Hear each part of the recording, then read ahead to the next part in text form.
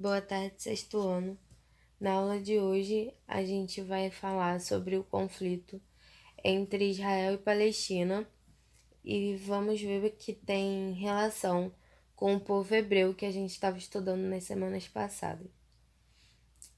Para começar, a gente tem que entender primeiro a diferença entre muçulmano, árabe e judeu. Muçulmano é todo aquele que segue o Islã e a Alá. Árabe é todo aquele que fala a língua árabe ou que se identifica com a cultura árabe. E judeu é todo aquele que segue a religião judaica ou descendente do povo hebreu.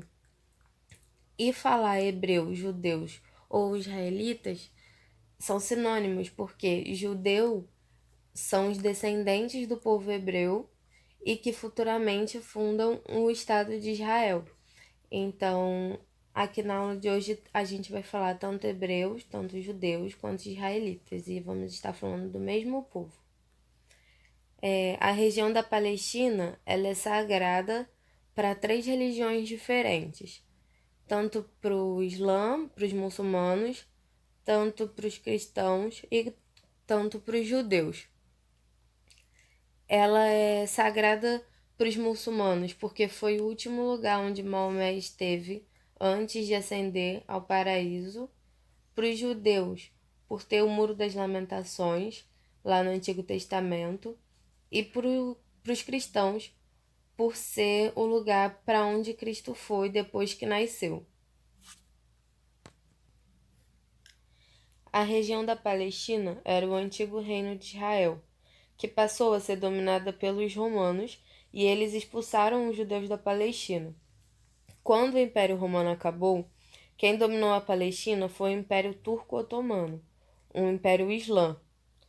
Com o fim da Primeira Guerra Mundial, a Alemanha sai derrotada e culpa os judeus pela derrota.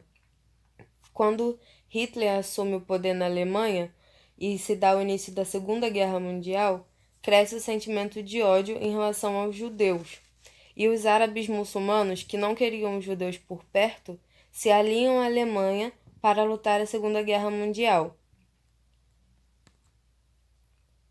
Em resposta a esse ódio, no século XIX, nasce o movimento sionista, um movimento judeu que defende a criação de um Estado 100% judeu na região da Palestina, já que ali era a terra sagrada deles.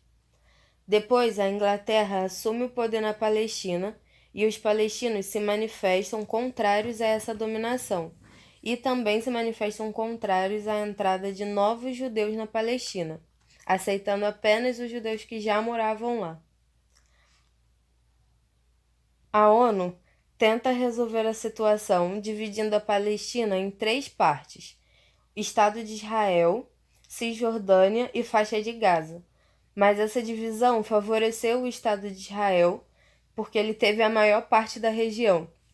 Isso causou uma guerra logo no dia seguinte. O Egito, a Síria, o Iraque e a Jordânia invadiram Israel e essa guerra só vai acabar em 1949 e o Estado de Israel consegue dobrar o seu território. Essa guerra deixou 750 mil palestinos expulsos e o Estado de Israel com o dobro do seu território. Em 1967, Israel invade Gaza, Península do Sinai, Cisjordânia e Colinas do Golã. E só devolve a Península do Sinai para o Egito em 1979. Em 2002, Israel levanta um muro na Cisjordânia com o argumento de que era para se proteger dos ataques dos palestinos. Em 2014, houve um outro conflito que durou 53 dias, onde morreram aproximadamente 2,2 mil palestinos e apenas 71 mortes de israelenses foram contabilizadas.